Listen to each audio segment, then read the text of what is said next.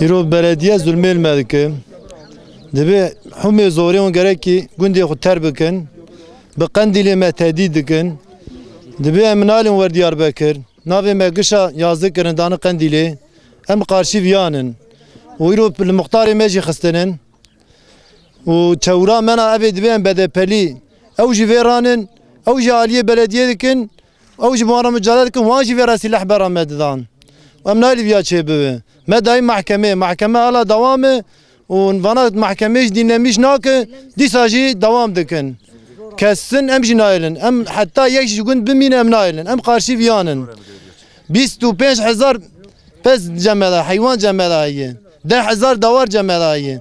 Vî 1500 nüfusê me heye. Em giştik bi vî heywanî xwedî dibe. Îro weça heywan tune be, em yek ji vî gundiya nika bisekinin. Em qarşî vê tesîsênin, heta dawiyê jî em qarşînin, heta yek ji me bimîn jî em dîsa qarşînin, em nalî çê jî bibe.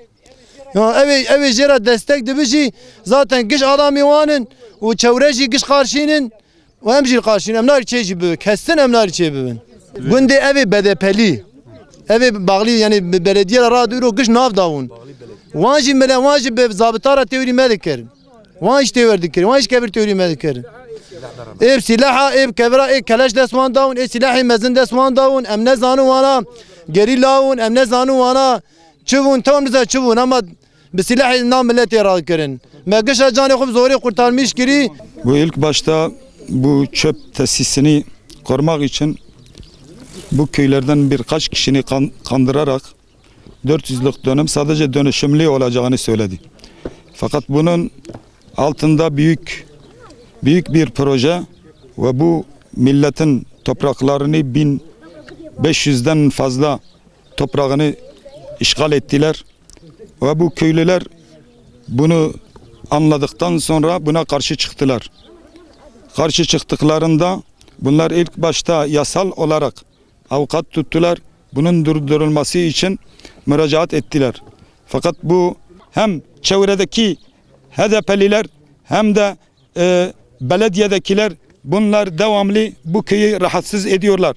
Bazen 20 kişilik bir grup, bazen milletvekilleri, bazen de belediye başkanı yani büyükşehir belediye başkanını getiriyorlar, milletvekillerini getiriyorlar. teşkilatlarını, belediye teşkilatlarını getiriyor. Bu milleti her gün rahatsız ediyor. İlla bunu kabul edeceksiniz, bunu yaptıracaksınız diye baskı uyguluyorlar. Hatta belediyenin çevre mühendisi olan Deniz Bey burada daha ilk başta bunlara bir tehdit savurmuştu. Ben birkaç kişiyle sürü yıktım. Birkaç kişiyle de burayı yıkacağım eğer bırakmasanız.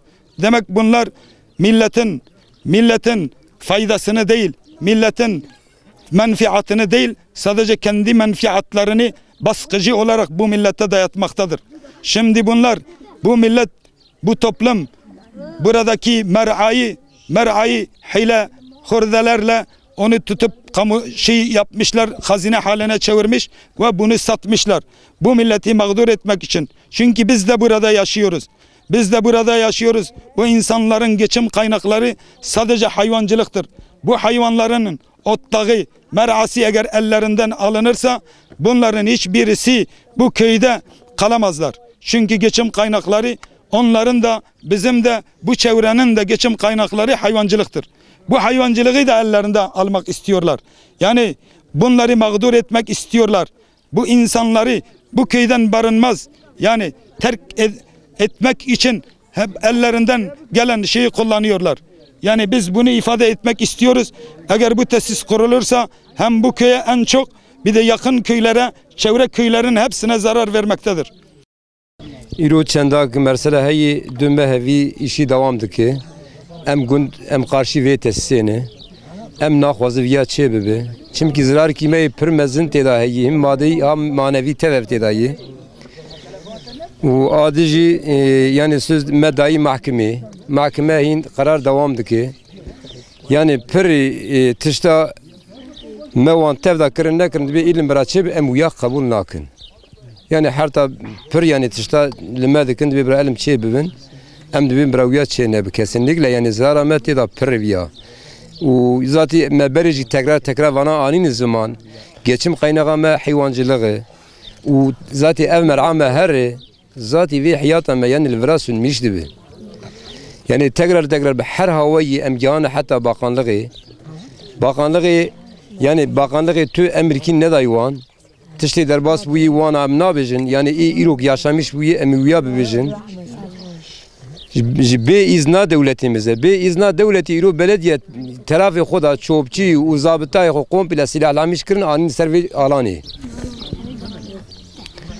yani belediye zabıtayı çopçi xona hatta hani gündi zikr ki navda hebun yani evci boy xatirik tehdit edilme yani jiber viyavi millet çuko bira ev inşaat ne şogole zwa zabıtana direktmen silah bera milletidan hebu 5-6 habek zabıta ani bun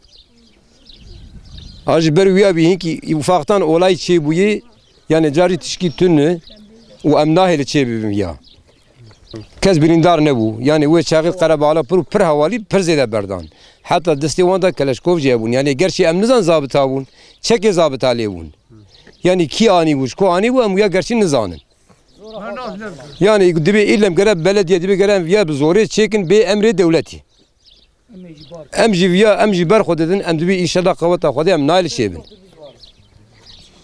yani ajber viya olayı derdik evin ya gerem gündü xoter bikin ya jî gerekî va çopalvera çê nebe. Sizin adınız aran? Abim Menduh, navê Menduh. Qaçan e. Ara min mara min çopê 200 metreyî. Belediye îro hatî hücum kirî dibe zabıta xwe ve hücumî wira kirî dibe em ê çêkin. Bi silahê xwe ve û gund giş em hücum kirin me got em tepkiya xwe bidin em pê berê jî çûnê û me dayî mahkemê abukatê me hene û dibe île bi zorê belediye dibe em ê çêkin. Ez li wir bûm berê silaha da navî milletê raq pekî 5 silah derbera milletê me dan.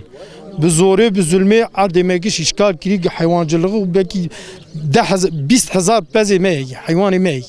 Giş di nav dayê û bi zorê belediye îro bi zorê bi me dik.